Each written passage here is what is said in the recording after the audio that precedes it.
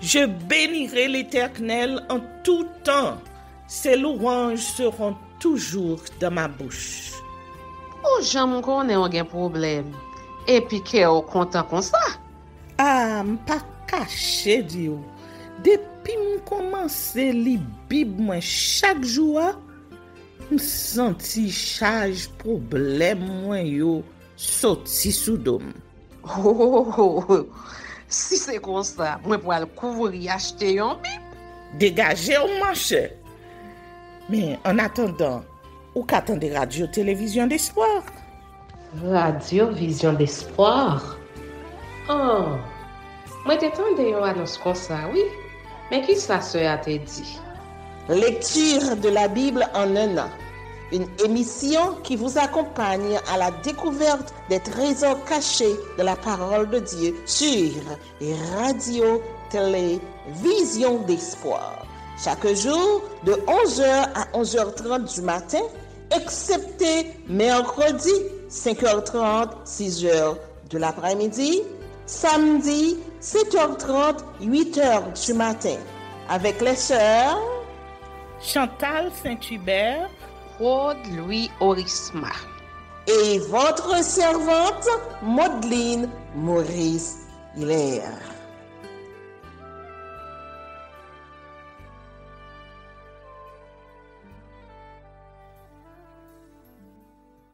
Saint-Esprit de Dieu, fais-nous la grâce de jouir de ta présence durant cette lecture qui enseigne, convainc, corrige, instruit et qui sauve. Au nom de Jésus. Amen. Job chapitre 7. Le sort de l'homme sur la terre est celui d'un soldat, et ses jours sont ceux d'un mercenaire. Comme l'esclave soupire après l'ombre, comme l'ouvrier attend son salaire, ainsi j'ai pour partage des mois de douleur. J'ai pour mon lot des nuits de souffrance. Je me couche et je dis, quand me lèverai-je? Quand finira la nuit? Et je suis rassasié d'agitation jusqu'au point du jour. Mon corps se couvre de verre et d'une croûte terreuse. Ma peau se crevasse et se dissout. Mes jours sont plus rapides que la navette du tisserand. Ils s'évanouissent, plus d'espérance. Souviens-toi que ma vie est un souffle. Mes yeux ne reverront pas le bonheur. L'œil qui me regarde ne me regardera plus. Ton œil me cherchera et je ne serai plus. Comme la nuée se dissipe et s'en va, celui qui descend au séjour des morts ne remontera pas. Il ne reviendra plus dans sa maison et le lieu qu'il habitait ne le connaîtra plus. C'est pourquoi je ne retiendrai point ma bouche. Je parlerai dans l'angoisse de mon cœur. Je me plaindrai dans l'amertume de mon âme. Suis-je une mer ou un monstre marin pour que tu établisses des gardes autour de moi? Quand je dis, mon lit me soulagera, ma couche calmera mes douleurs, c'est alors que tu m'effraies par des songes, que tu m'épouvantes par des visions. Ah, je voudrais être étranglé, je voudrais la mort plutôt que ces eaux. Je les méprise, je ne vivrai pas toujours. Laisse-moi, car ma vie n'est qu'un souffle. Qu'est-ce que l'homme pour que tu en fasses tant de cas, pour que tu daignes prendre garde à lui, pour que tu le visites tous les matins, pour que tu l'éprouves à tous les instants? Quand cesseras-tu d'avoir le regard sur moi? Quand me laisseras-tu le temps d'avaler ma salive? Si j'ai péché, qu'ai-je pu te faire, gardien des hommes? Pourquoi me mettre en but à tes traits? Pourquoi me rendre à charge à moi-même? Que ne pardonnes-tu mon péché et que n'oublies-tu mon iniquité, car je vais me coucher dans la poussière. Tu me chercheras et je ne serai plus.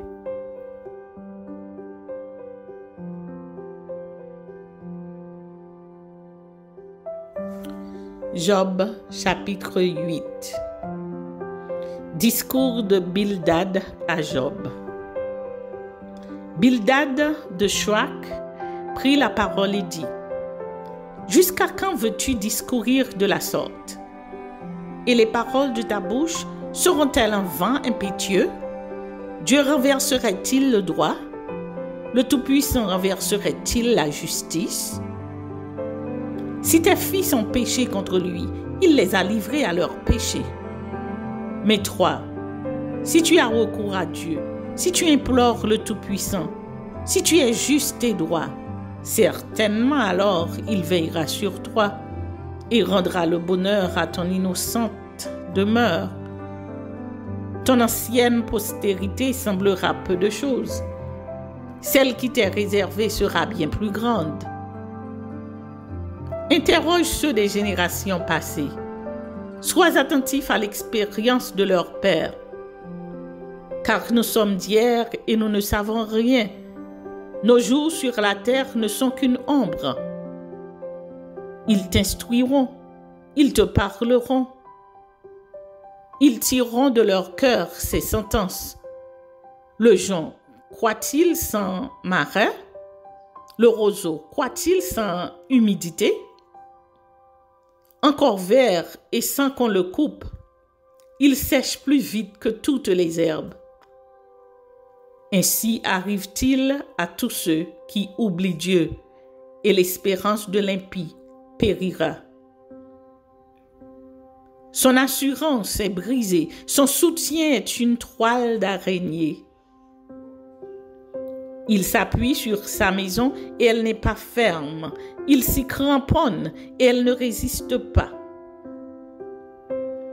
Dans toute sa vigueur, en plein soleil, il étend ses rameaux sur son jardin. Il entrelace ses racines parmi les pierres. Il pénètre jusque dans les murailles. L'arrache-t-on du lieu qu'il occupe? Ce lieu le renie. Je ne t'ai point connu. Tels sont les délices que ses voix lui procurent. Puis sur le même sol, d'autres s'élèvent après lui.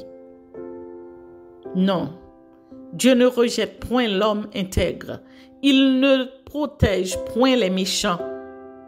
Il remplira ta bouche de cris de joie et tes lèvres de chants d'allégresse.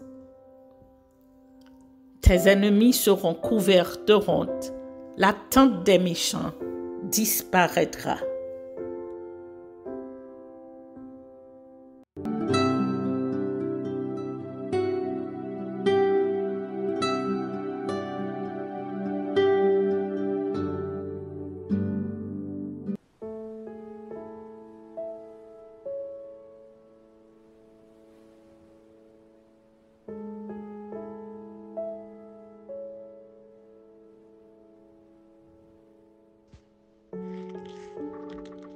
Prière de Daniel.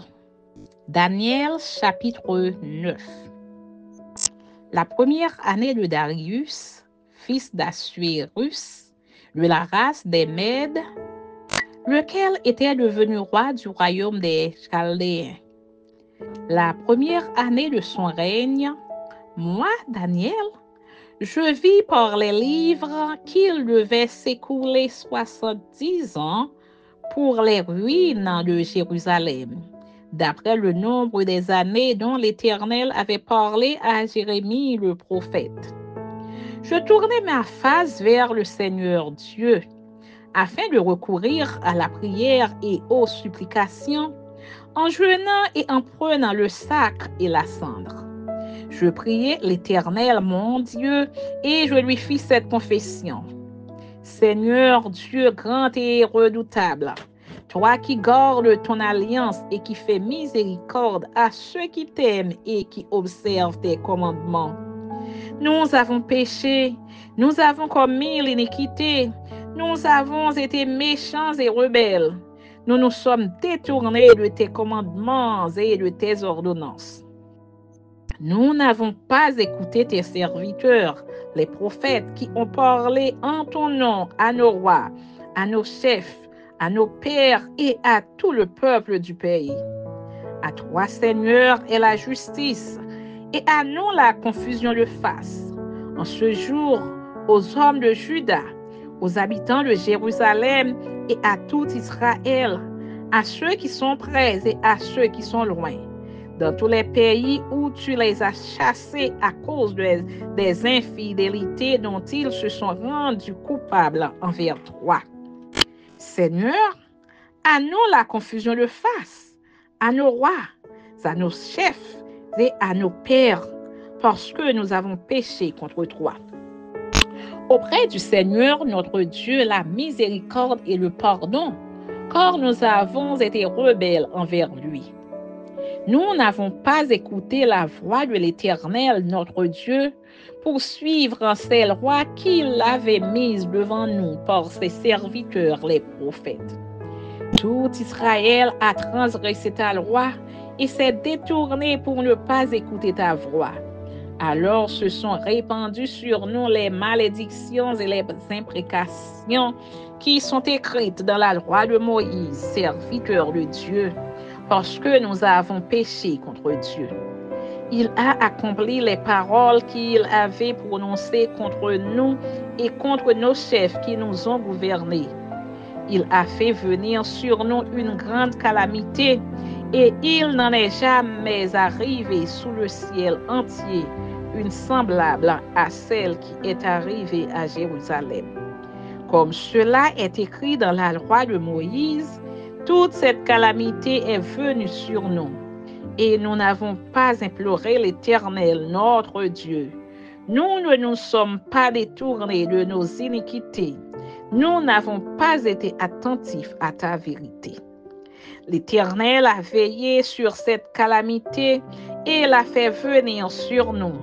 Car l'Éternel, notre Dieu, est juste dans toutes les choses qu'il a faites, mais nous n'avons pas écouté sa voix. Et maintenant, Seigneur, notre Dieu, toi qui as fait sortir ton peuple du pays d'Égypte par ta main puissante et qui t'est fait un nom comme il est aujourd'hui, nous avons péché, nous avons commis l'iniquité. Seigneur, selon ta grande miséricorde, que ta colère et ta fureur se détournent de ta ville, de Jérusalem, de ta montagne sainte. Car à cause de nos péchés et des iniquités de nos pères, Jérusalem et ton peuple sont en opprobre à tous ceux qui nous entourent. Maintenant donc, ô notre Dieu, écoute la prière et les supplications de ton serviteur. Et pour l'amour du Seigneur, fais briller ta face sur ton sanctuaire dévasté. Mon Dieu, prête l'oreille et écoute. Ouvre les yeux et regarde nos ruines. Regarde la ville sur laquelle ton nom est invoqué. Car ce n'est pas à cause de notre justice que nous te présentons nos supplications. C'est à cause de tes grandes compassions. Seigneur, écoute. Seigneur, pardonne. Seigneur, sois attentif. Agis et ne tarde pas, par amour pour toi, ô mon Dieu. Car ton nom est invoqué sur ta ville et sur ton peuple. Je parlais encore, je priais, je confessais mon péché et le péché de mon peuple d'Israël. Et je présentais mes supplications à l'Éternel, mon Dieu, en faveur de la sainte montagne de mon Dieu. Je parlais encore dans ma prière quand l'homme, Gabriel, que j'avais vu précédemment dans une vision, s'approcha de moi d'un vol rapide au moment de l'offrande du soir. Il m'instruisit et s'entretint avec moi. Il me dit, Daniel, je suis venu maintenant pour ouvrir ton intelligence. Lorsque tu as commencé à prier, la parole est sortie et je viens pour te l'annoncer. Car tu es un bien-aimé, sois attentif à la parole et comprends la vision. 70 semaines ont été fixées sur ton peuple et sur ta ville sainte pour faire cesser les transgressions et mettre fin au péché, pour expier l'iniquité et amener la justice éternelle, pour sceller la vision et le prophète et pour oindre le Saint des Saints. Sache-le donc et comprends. Depuis le moment où la parole a annoncé que Jérusalem sera rebâtie jusqu'à loin, au conducteur, il y a 7 semaines. Dans 62 semaines, les places et les fossés seront rétablis, mais en des temps fâcheux. Après les 62 semaines, un roi sera retranché et il n'aura pas de successeur. Le peuple de chef qui viendra détruira la ville et le sanctuaire, et sa fin arrivera comme par une inondation. Il est arrêté que les dévastations dureront jusqu'au terme de la guerre. Il fera une solide alliance avec plusieurs pour une semaine. Et durant la moitié de la semaine, il fera cesser le sacrifice et l'offrande. Le dévastateur commettra les choses les plus abominables jusqu'à ce que la ruine et ce qui a été résolu fondent sur le dévastateur. Amen.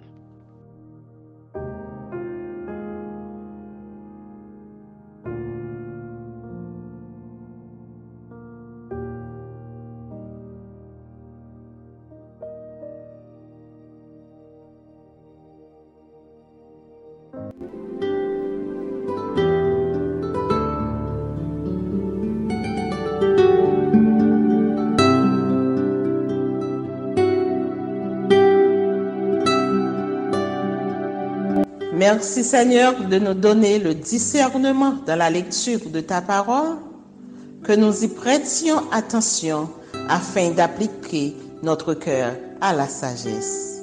Amen. Que celui qui a des oreilles pour entendre, entende, et que celui qui lit fasse attention.